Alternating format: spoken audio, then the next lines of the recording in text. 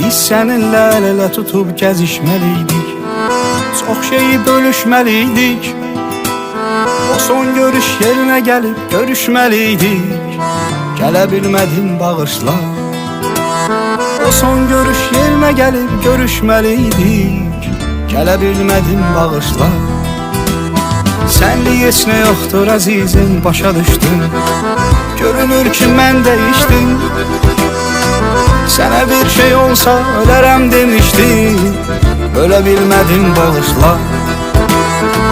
Sənə bir şey olsa ölərəm demişdim, ölə bilmədim bağışla.